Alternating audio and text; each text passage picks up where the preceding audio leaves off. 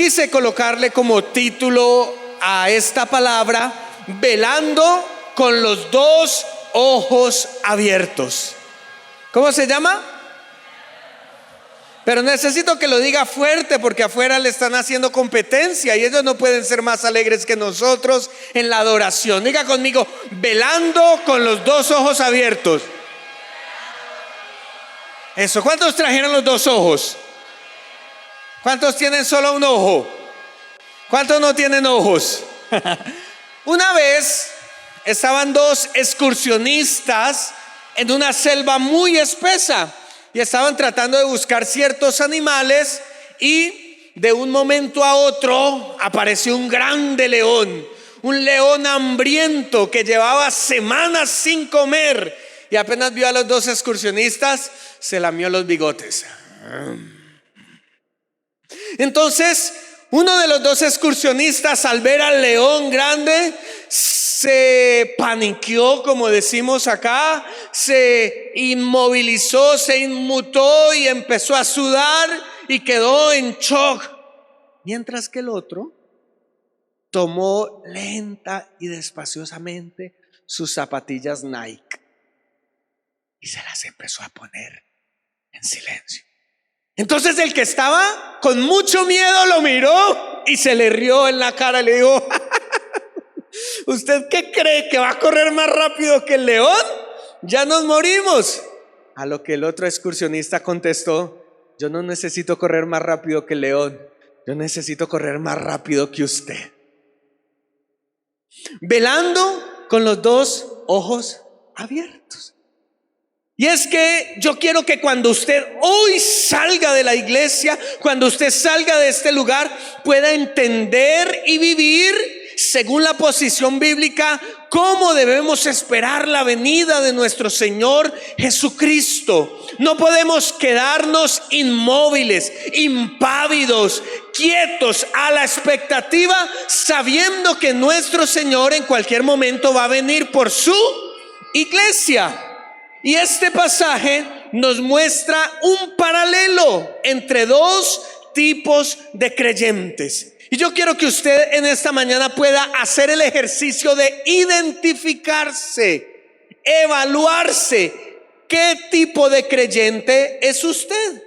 Número uno, la Biblia dice que habían 5 muchachas, 5 vírgenes, y las llamó insensatas. Y el otro grupo de mujeres las llamó ¿cómo? Prudentes.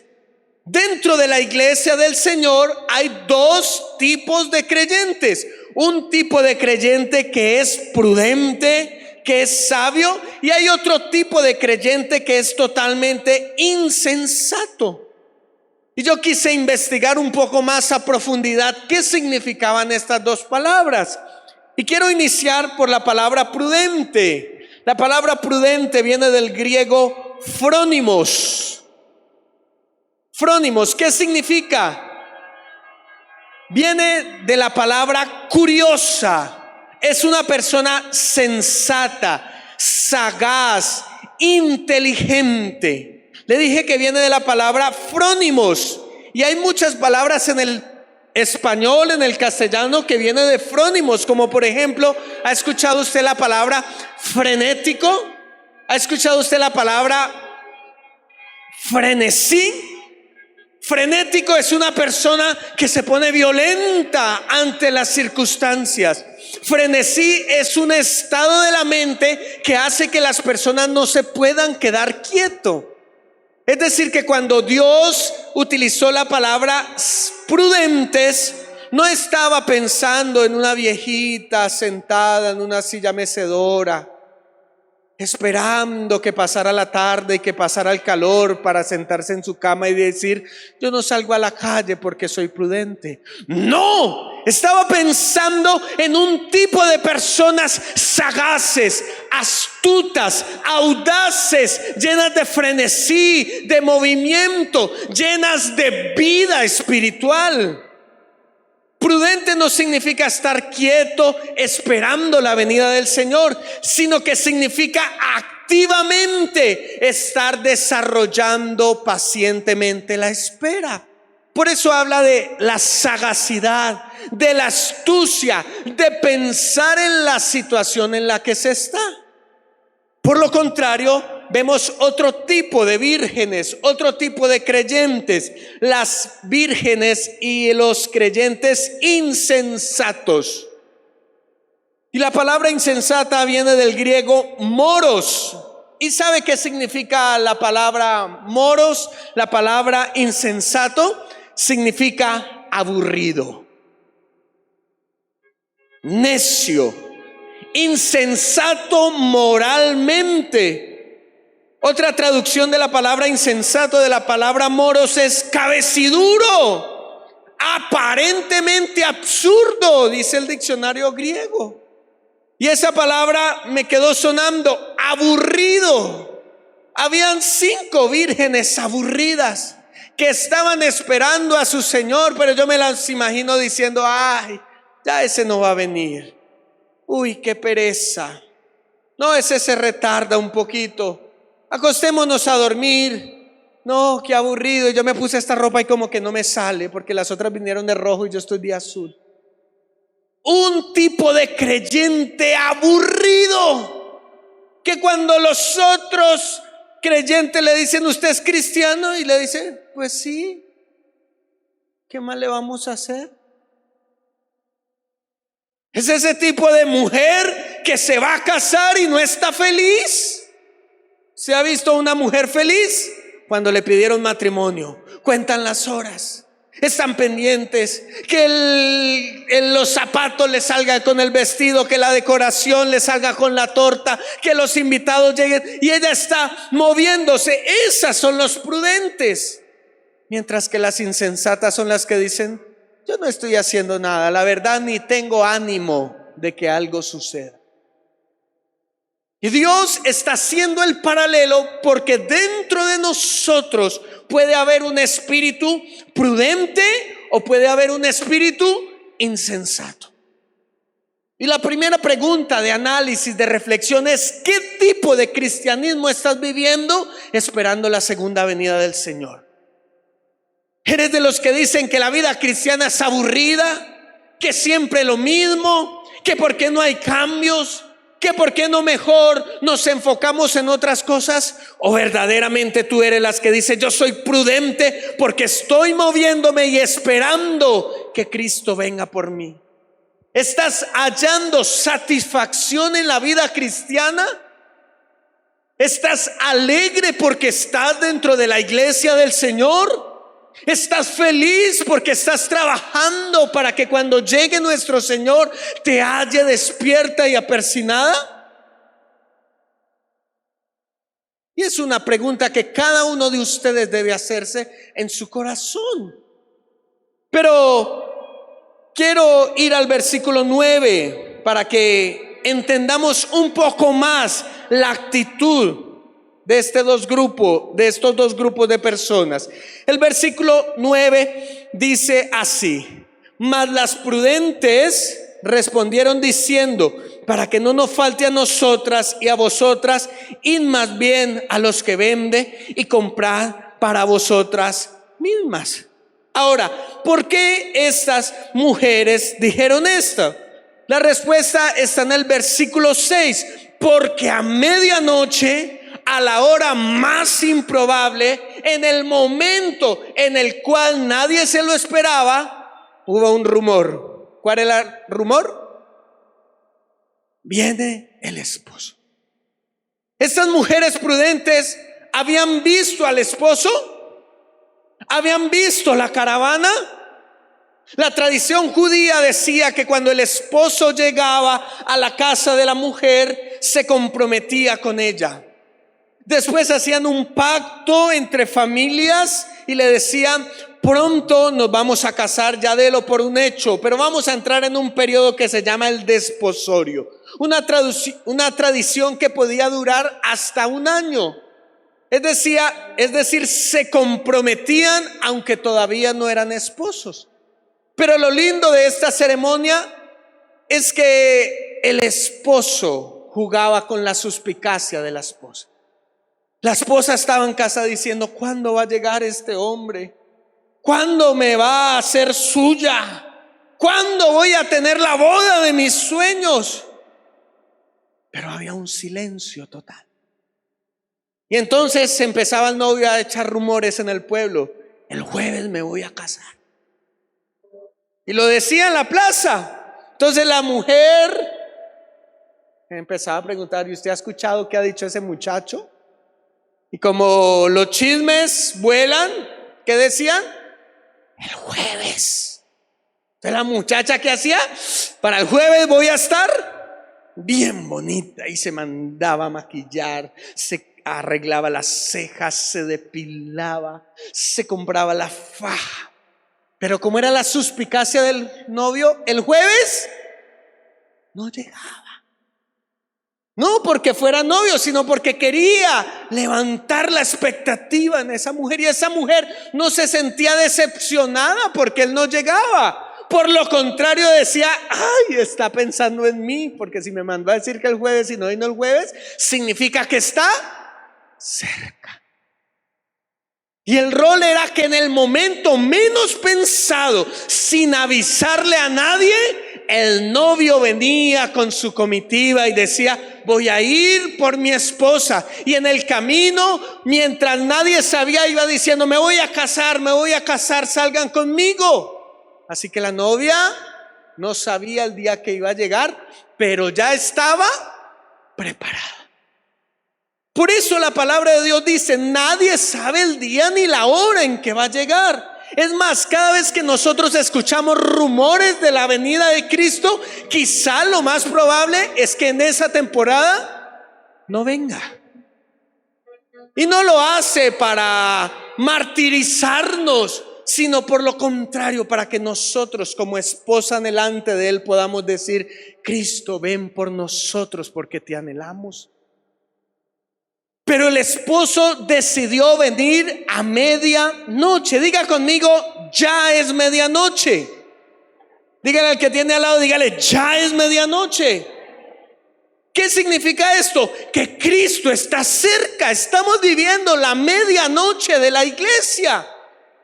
Ya empezaron a escucharse los rumores y Cristo va a venir por nosotros. Y tú no puedes estar en la iglesia del Señor sin estar consciente de esta realidad. Hay hermanos insensatos que creen que Cristo no va a venir. Hay hermanos, hay personas que no están conscientes de esta realidad. Y aunque están dentro de la iglesia, no están esperando la venida de Cristo. Y estas 5 vírgenes insensatas y necias, cuando se levantaron, imagínese cómo se levanta usted. Usted se levanta a medianoche, ¿cómo? ¿Alegre? ¿Asustado? ¿Qué hay que hacer? ¿Para dónde nos vamos? ¿Dónde es la rumba? ¿Qué hacer? Desubicadas estas insensatas. Estaban tan desubicadas que cuando se levantaron salieron a buscar aceite y le pidieron a las otras 5. Y las otras 5, ¿qué le dijeron? ¿Vaya y qué? ¿Vaya y qué? Compre. Les hago la pregunta: ¿quién vende aceite a las 12 de la noche? ¿A qué hora cierran Home Center? ¿A qué hora cierran El Éxito? ¿A qué hora cierran la tienda donde usted compra las cosas? Pero estas mujeres estaban tan desubicadas que dijeron: hay que salir a comprar aceite. Aceite, ¿dónde hay aceite? Y salieron corriendo. Estaban tan adormecidas que ni siquiera tuvieron la capacidad de pensar un poquito y decir: prefiero quedarme acá a que llegue el novio, a ir a buscar algo que no existe. Por eso, esto me enseña que un creyente insensato tiene 2 características. Número 1, el creyente insensato es un creyente convencido. ¿Usted ha utilizado esa palabra? Siga así, no sea tan ¿qué? Convencido. ¿Qué significa convencido? Que cree que por estar al lado del prudente, entonces tendrá la misma suerte. Convencidas. Convencidísimas, ellas creían que porque estaban al lado de las otras 9 vírgenes, ellas iban a tener la misma suerte, pero no fue así. El creyente insensato cree que por estar en la iglesia, entonces irá al cielo. Está convencidísimo que por venir al culto, por escuchar las transmisiones, por estar pegado a los hermanos de la iglesia, su destino eterno será el cielo. Y hay que decirle a los hermanos insensatos: siga así de convencido y verá. Pero me doy cuenta de una segunda característica: ingenuidad. Son creyentes totalmente ingenuos, muy crédulos de cualquier estupidez que se le diga, cualquier cosa que le digan, porque ellos están buscando locuras para llegar al cielo. Ellos están buscando métodos de menos compromiso, pero de mayor efectividad. Si hay algo que me haga acercar al cielo, eso es para mí. Me hace acordar de una hermana de la iglesia que un día hospedó a una creyente de otra ciudad. Y esa creyente era como medio loca, como medio insensata, como medio rara. Y cuando llegó a la casa empezó a mirar los cuadros de la casa, empezó a mirar los adornos, y tenía unos elefantes de la India y tenía unas cebras del África. Y cuando miró esas, la hermana le dijo: uy, eso es del diablo. Esas imágenes están endemoniadas. Yo veo un demonio ahí en ese elefante. Mira, ese cuadro está mirando hacia el abismo, y el abismo te consumirá y dañará a tu familia. Y esta mujer, que no era una mujer sensata, una mujer cuerda, una mujer imprudente, dijo: ¿en serio, hermana? ¿Y qué tengo que hacer? Y esta otra bendita le dice: la única manera es que usted queme al demonio. Coja todos esos cuadros, coja todos sus adornos, y a las 12 de la noche haga un compromiso con Dios que usted renuncia a todo satanismo y queme eso. Y adivina qué hizo la hermana. Insensatos, ingenuos.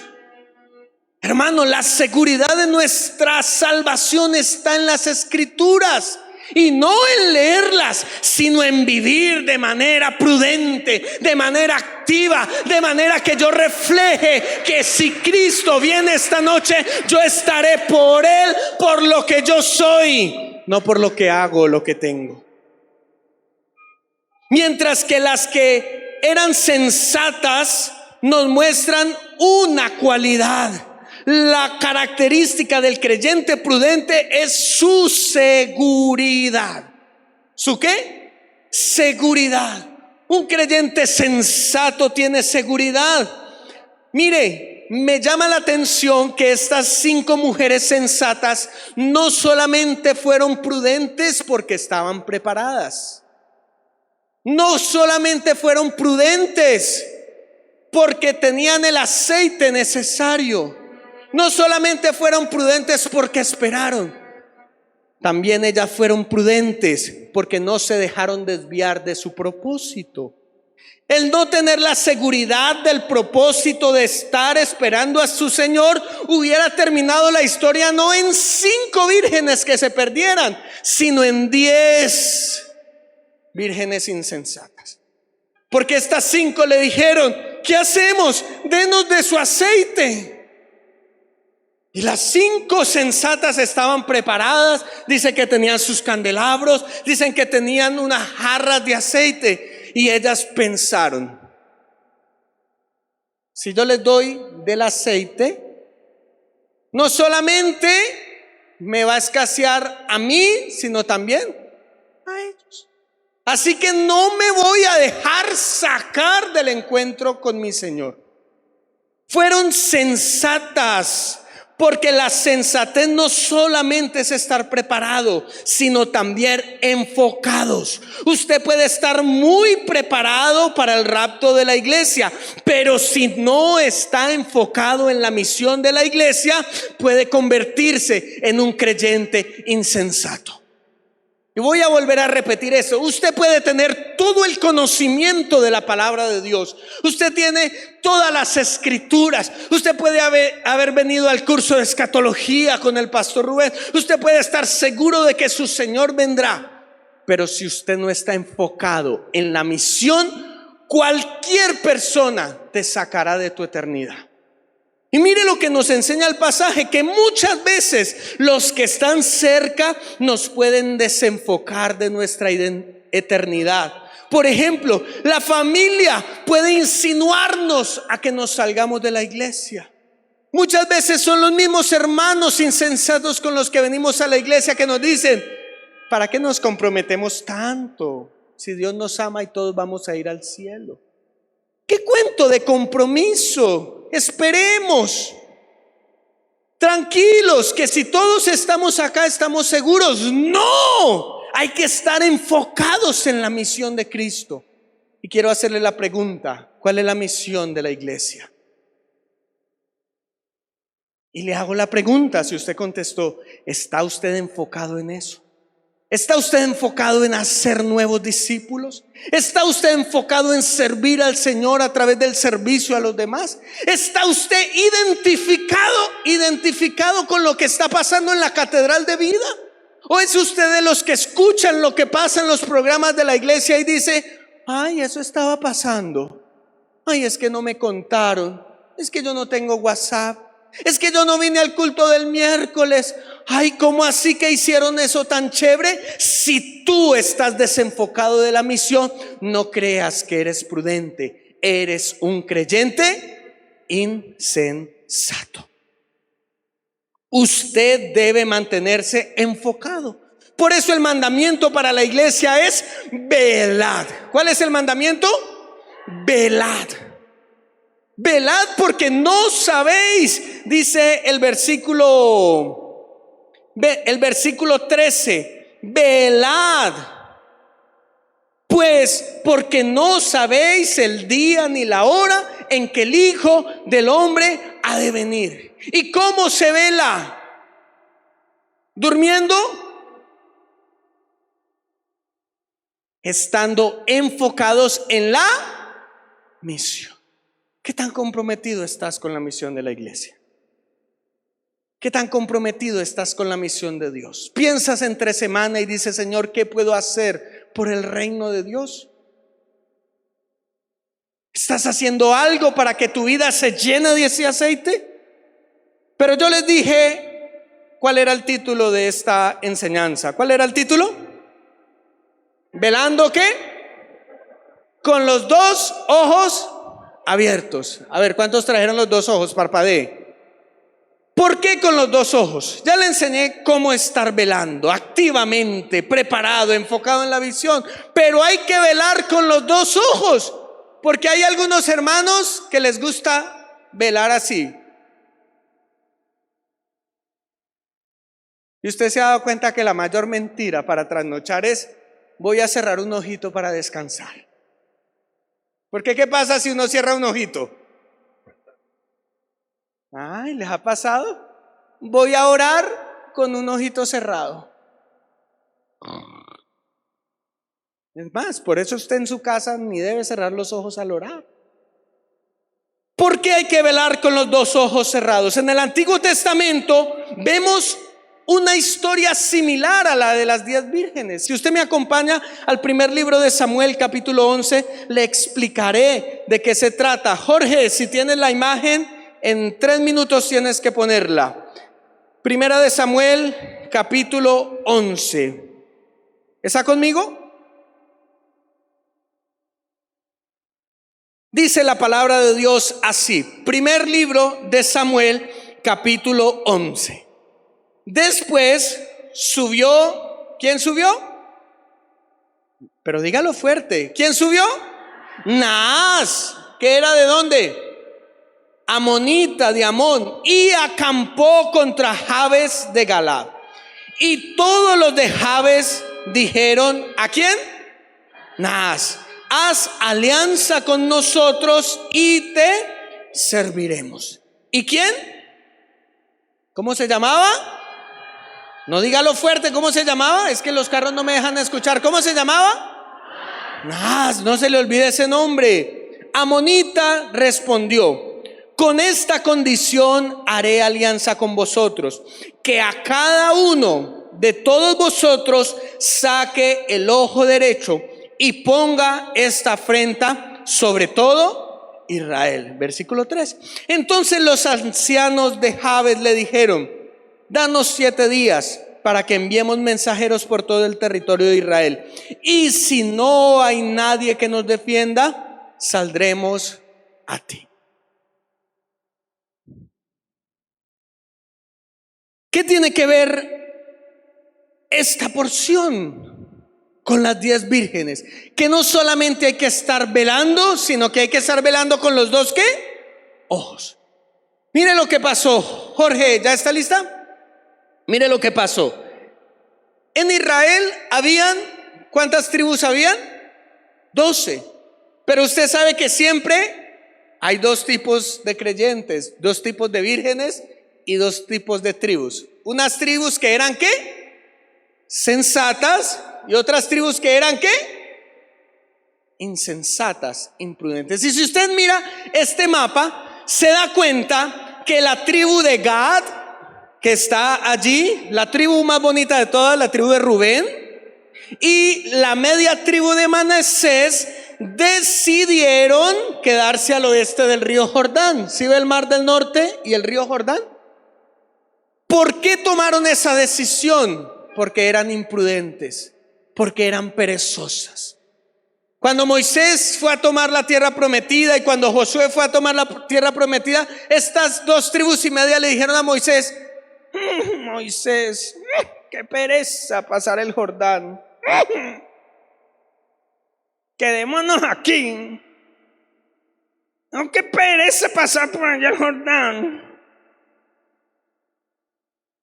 Entonces Moisés les dijo: no, hay que cruzar, porque tenemos que estar ¿cómo? Unidos. Y ellas dijeron: no, esta es nuestra tierra. Lo que no sabían es que Dios había puesto una barrera natural para que no los invadieran. Era el río Jordán. Pero como ellos fueron desobedientes, fueron conformistas, decidieron quedarse al oeste del río Jordán. Empezamos a encontrar características de insensatez. Dejaron adormecer su misión. Ellos tenían que conquistar la tierra prometida. Era la eternidad que Dios le había prometido a Israel. Pero ellos dijeron: no, mejor nos quedamos acá para evitar la fatiga. Porque a un insensato todo lo que le compromete le causa náuseas, le causa estupor. Todo aquello que demanda un esfuerzo para él es sinónimo de un no rotundo. Pero dice la Biblia que se levantó un rey amonita. Si se da cuenta, los amonitas son toda la frontera de estas tres tribus. ¿Y cómo se llamaba este rey? Ay, se lo hice repetir 4 veces. ¿Cómo se llamaba? Naas. ¿Sabe qué significa Naas? Naas significa serpiente, así como el diablo. Se levantó la serpiente contra ellos y les hizo una propuesta: no los voy a matar siempre y cuando cada uno de vosotros vele solamente con su ojo izquierdo. Todo el pueblo tiene que sacarse su ojo derecho. ¿Qué petición tan rara? ¿Por qué no le pidió una mano? ¿Por qué no le permitió una pierna? Al fin y al cabo, si me quitan un ojo, pues yo sigo viendo.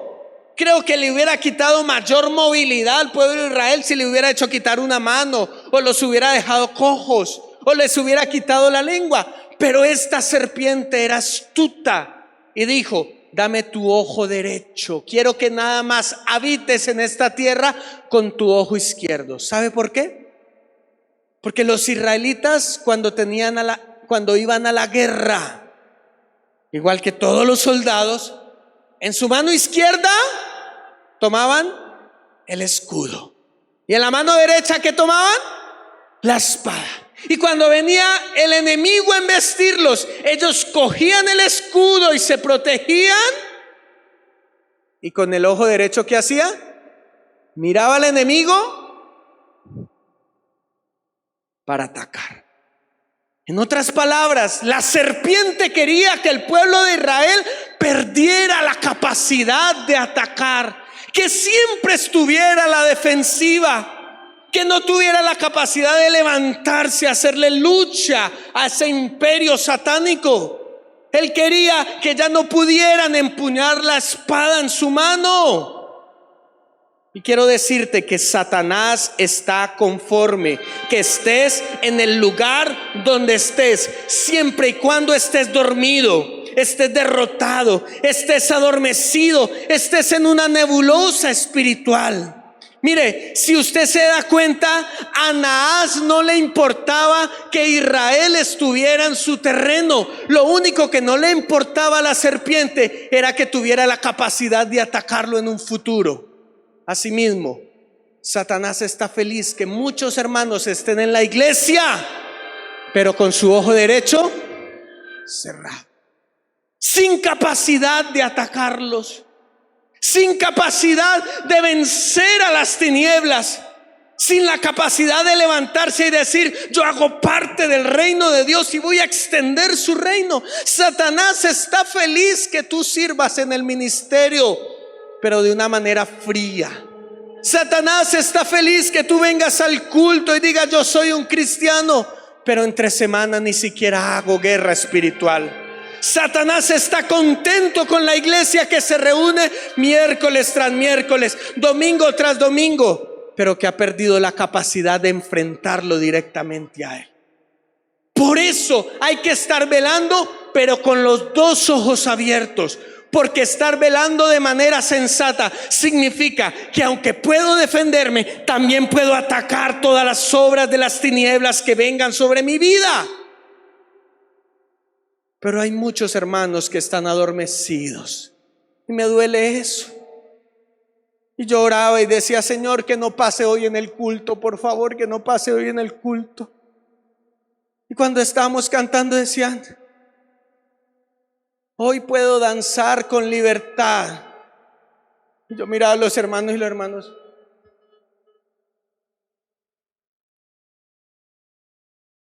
con un ojo apagado. Pero ellos creen que porque están viendo por un ojo todo está perfecto. Insensatos. Señor, que no vaya a pasar hoy. El pastor David, vamos a tener un tiempo de oración. Hermanos que no pudieron orar ni siquiera un minuto. Nos estamos pareciendo a los discípulos cuando Jesús les dijo: ni siquiera una hora. Es que cambiamos la hora por el minuto. Que ni siquiera los 3 minutos ya tienen palabras. Hermanos que estando en la iglesia están más pendientes del que está al lado que del que están adorando.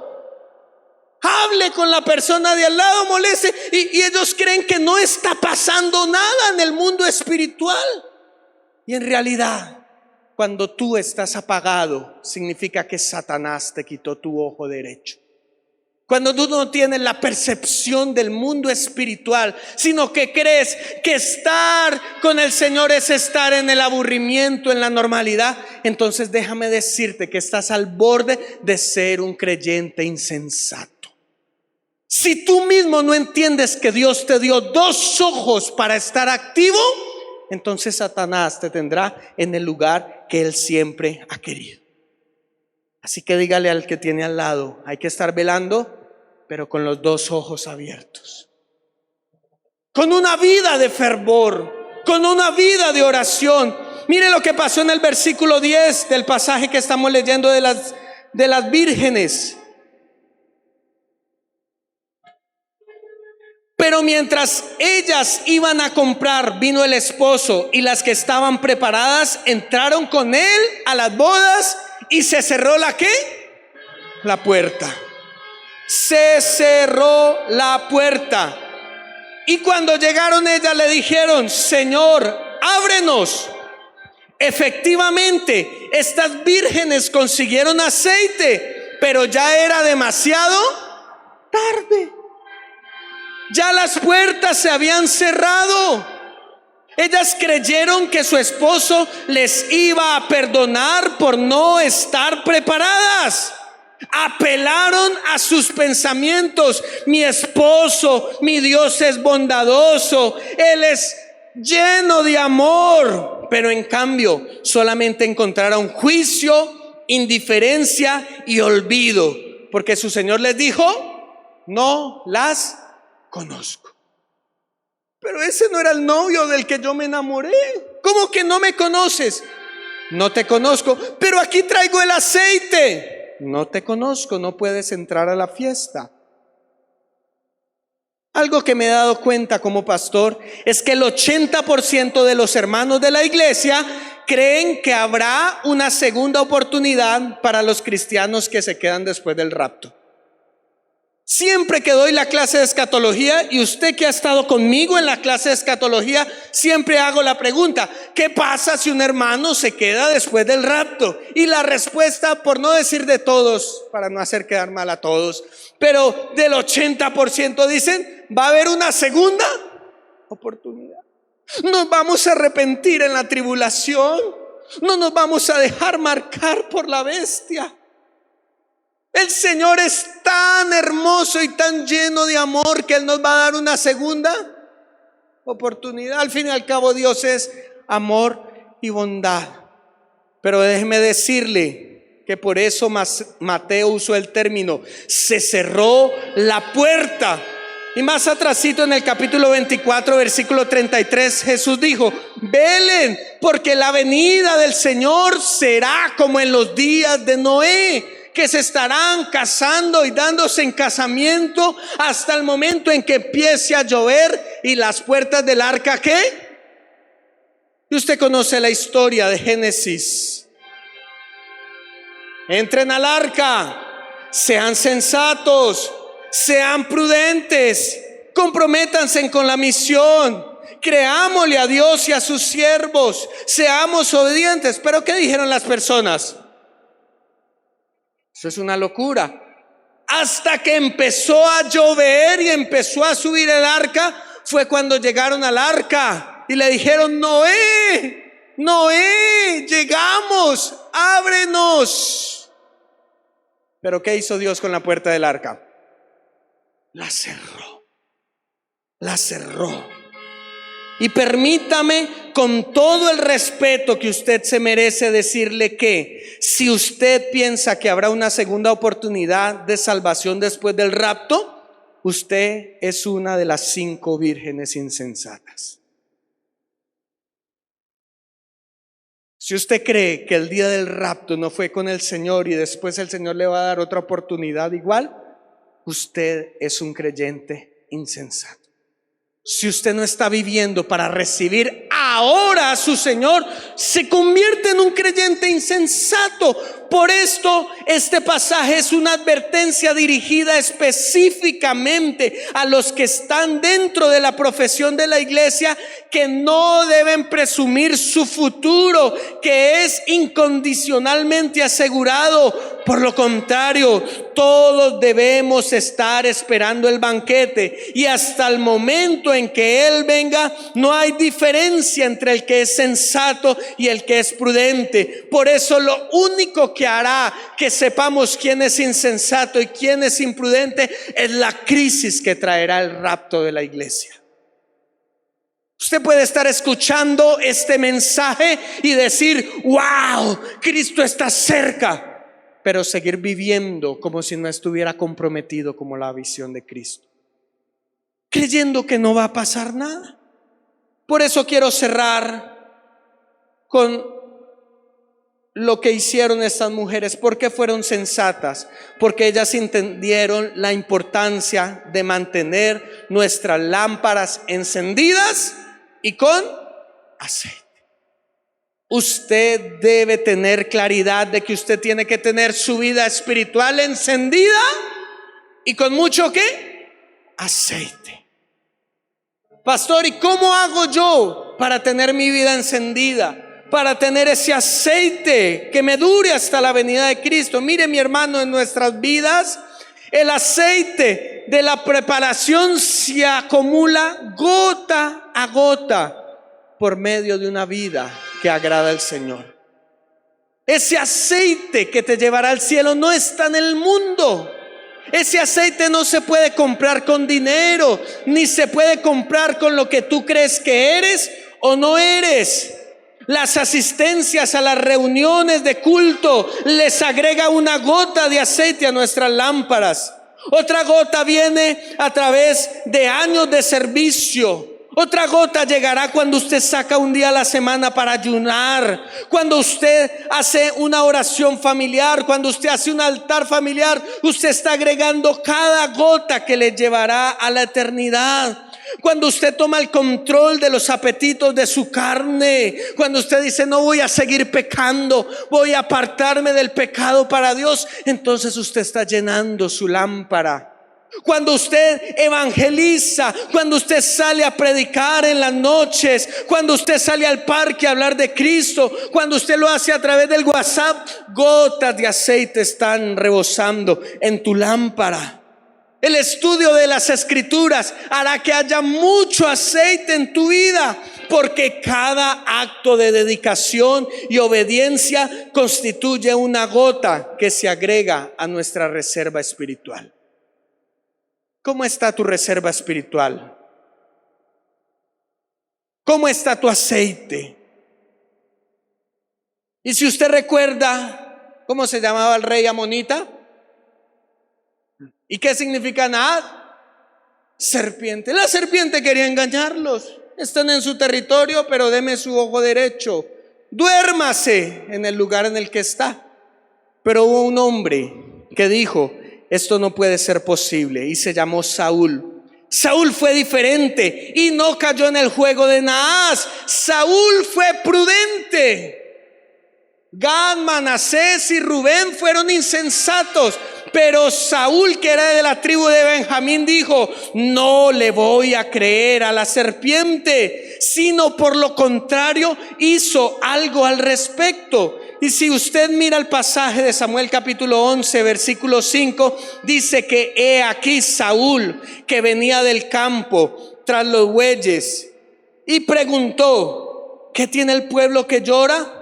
Y le contaron las palabras de los hombres de Jabes. Le contaron, dijo: ve, había un rey que dijo: ustedes podrán estar en su territorio siempre y cuando se saquen el ojo derecho. Y dice el versículo 6: al oír Saúl estas palabras, el Espíritu de Dios vino sobre él con poder, y él se encendió en ira en gran manera, y tomó un par de bueyes, los cortó en trozos y los envió por todo el territorio de Israel por medio de mensajeros, diciendo: así hará con los bueyes del que no saliera en pos de Saúl y en pos de Samuel. Y cayó temor de Jehová sobre el pueblo, y salieron como un solo hombre.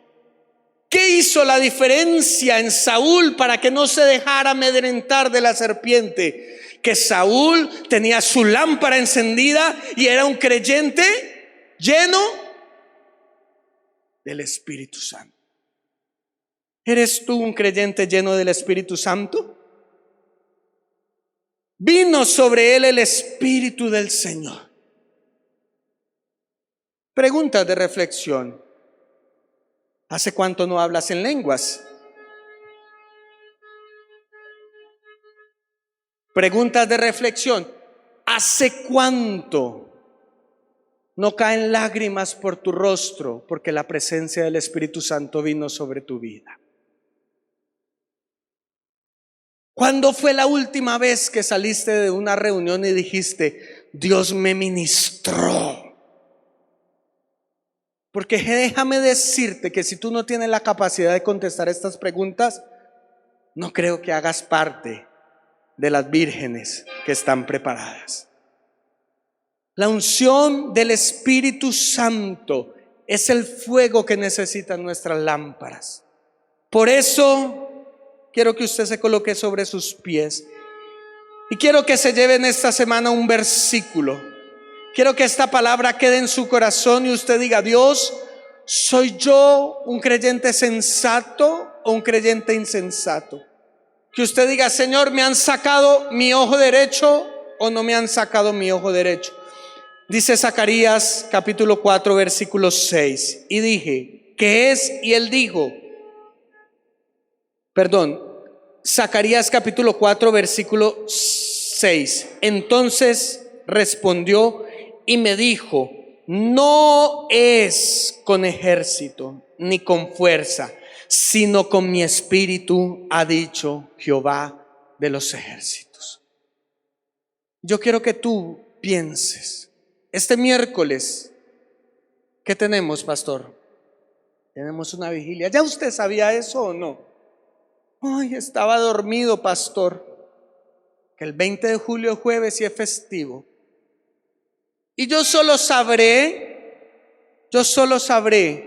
si usted entendió este mensaje, si de aquí en adelante usted dice, yo decido no ser insensato y voy a llenar mi lámpara. Y este miércoles va a ser la oportunidad para que usted venga vacío, pero salga de este lugar lleno del aceite del Espíritu Santo. Recuerden, no es con fuerza, no es con poder, es con el Espíritu Santo. Padre, en el nombre de Jesús hemos escuchado tu palabra y sabemos que tú estás cerca de nosotros, pero también nos adviertes que aunque yo escuche este mensaje, puedo ser una virgen insensata. Señor, yo quiero que mi lámpara esté encendida. Señor, yo reconozco que me he dejado adormecer. Yo reconozco que la serpiente astuta me ha hecho creer que puedo estar en la iglesia adormecido. Pero eso no me garantizará llegar al cielo. Padre, prepara tu iglesia para un avivamiento espiritual. Prepara mi vida para un mover del Espíritu Santo. Prepara mi compromiso para entender que esa es la manera de esperar al Señor. Oro por aquel que se le ha sacado un ojo, que la vida cristiana se le ha vuelto aburrida, se le ha vuelto inconforme. Yo te pido que durante esta semana, que durante este mes de julio, él pueda volver a tener un encuentro contigo, pueda volver a tener momentos de oración. Levante sus manos al cielo y dígale: Señor, yo quiero ser como la Virgen sensata. Yo quiero tener tiempo de oración contigo. Yo quiero dejar este adormecimiento que me tiene haciendo creer que todo está bien. Quiero dejar de ser desobediente y quiero comprometerme con tu misión, Cristo. No permitas que llegue ese día en que suene la trompeta y mi alma esté fría. No permitas que yo salga a buscar el aceite a lo que este mundo me pueda ofrecer. Yo quiero irme contigo, Señor. Yo quiero que cuando llegue esa trompeta yo sea elevado en las nubes y pueda entrar en ese gran banquete, Dios. Yo no quiero que ningún hermano de la iglesia, de esos que no abren su boca para orar, que no levantan sus manos para adorar, que no se comprometen en la semana con el servicio, sino que creen que van a ir al cielo porque vienen a la iglesia, cámbiale la manera de vivir. Que seamos como Saúl, que cuando venga el Espíritu Santo, venga el temor de Jehová sobre la iglesia y seamos como un solo hombre y nos podamos levantar contra la serpiente y decir: es que nuestra lucha no es contra sangre ni carne, sino que es una lucha espiritual que no podemos vivir adormecidamente. Guárdanos del engaño, Dios, de creer que está todo perfecto cuando nuestra vida espiritual bosteza, cuando nuestros ojos han sido sacados. Tráenos sobre nosotros un avivamiento espiritual.